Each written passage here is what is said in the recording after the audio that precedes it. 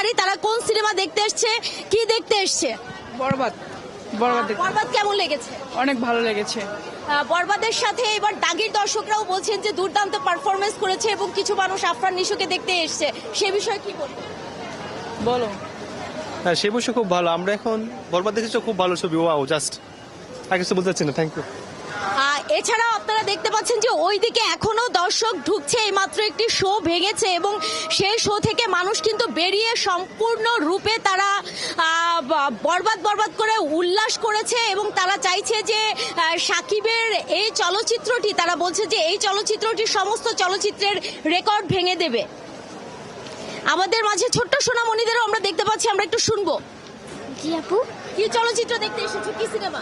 এখনো আমরা সিলেক্ট করিনি, এখন করবো সিলেক্ট করবে, কারটা দেখতে চাও, কোন নায়কের? এখনো আমি জানি না, আমার ভাই আর ভাইয়া যেটা সিস্টার বলবে সেটা